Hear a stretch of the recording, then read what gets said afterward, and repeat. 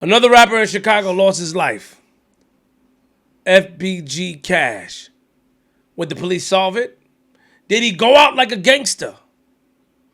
Or it's just another statistic? Stay tuned. What up, what up, what up, y'all? It's your boy Queenzflip. Make sure you subscribe, share, like, turn your notifications on by kicking the bell so you get notified when I upload or go live. FBG Cash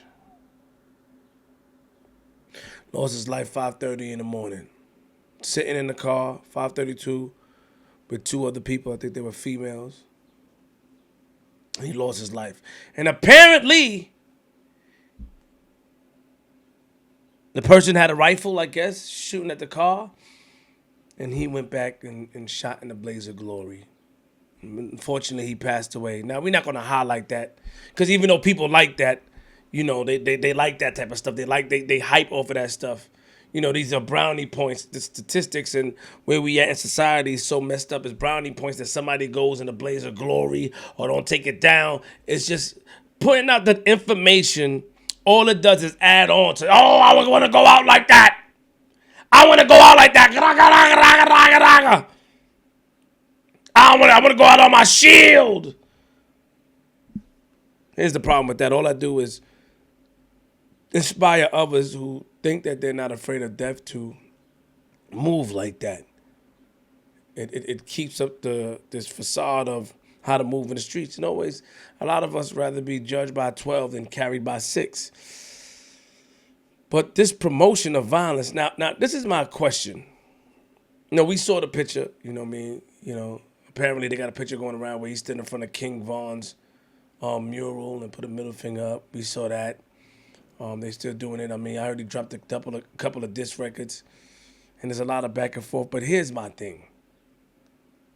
How do somebody know where you at 5:32 in the morning?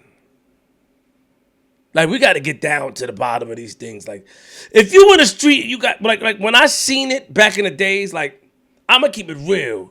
Shout out to Webb and Nitty. First of all, you would never even see Nitty like that. Let's talk about Webb. Webb had all the ill cars and fancy cars and new joint. Webb had the new joints, but Webb rode around in a 1997 white Plymouth. Always switched it up. I remember I was with Fox one time, and we saw the white Plymouth with Webb, and Fox backed this car. It was crazy, man. Those memories, man. Rest in peace to Fox.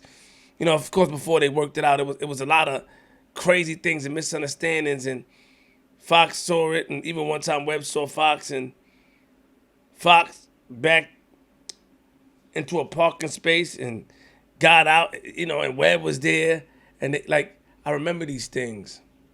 When you saw that white Plymouth that a lot of people didn't know about, but only the real knew about. I say that to say, like, if you have beef, like, how do they know where you at? Is there a tracker on their car? They got these new air trackers. I forgot what it's called. Is it a tracker? Because RP, my brother Chinks. That's what, you know, that's one of the alleged things that they said that how they followed him. I don't know if it's true. But are they putting trackers? And like I said, that's all alleged. This is what I heard. It's hearsay. Are they putting trackers on people's car? But how do they know where you at 5:32 in the morning? Are you being set up? Did somebody set them up? Now, of course, you don't want to think about the people in the car because you be like, they may have got shot too, or they got shot too. I don't know if both ladies got shot, but I know they got shot as well, so you don't want to look at that. But how? 5:32 in the morning, why are we not looking at these? Why are we not looking at why are they riding like that? Chicago, man, is one of the bravest cities, man. They don't care. 10, 8, 11-year-olds with sticks running around. Riding around with them choppers.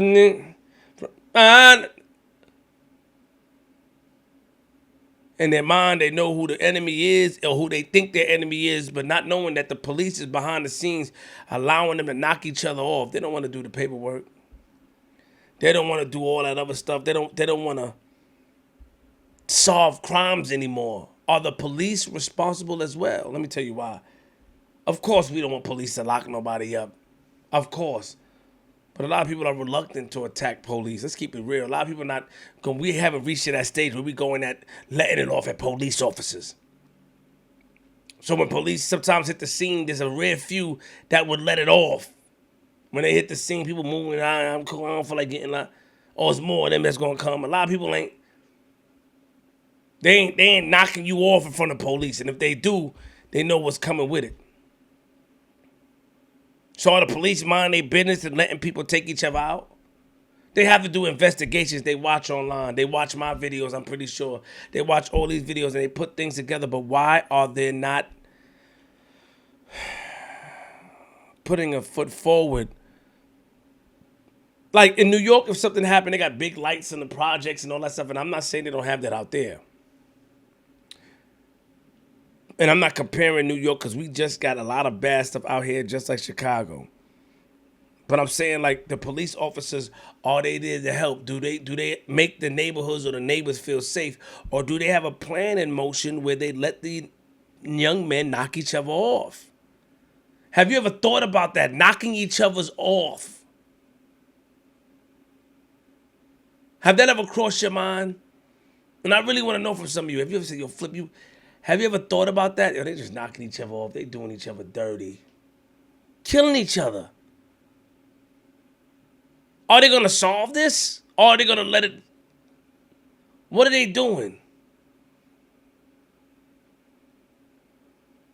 Situation that happened with the little girl who got killed and the man that got shot at McDonald's, and the father, I'm saying his daughter was his angel. She was there to shield him. One of the most craziest things ever. The craziest things I heard ever. The man that, you know, and he cooperated, and that was by McDonald's and with people, and people were there and in the middle of the street, in the middle of the day, where innocent bystanders. But when it comes to people in our hood, black on black, when it comes to our society or people in the neighborhood, they do not solve these things. And I want to interview a Chicago PD, a captain. I want to get down and I want to ask the hard questions. Now, I'm not going to get in the story and take away the credit from or give credit or make fun. You know, it's another life that's lost. And I think the society going to continue. This man, how 5 a.m, somebody know where you at? Is it an air tag? They got these tags on the car and it pops up on your phone like you were parked here. You like, huh, what's going on? How are they doing this? Where are they getting this from? 5:32. Well, you just so happen to drive by? It smelled like a setup to me. Why don't we get down to the bottom of the setups? How? Another man lost his life. How? 5:32 in the morning? Only time I mean you coming from a party, you chilling in the car.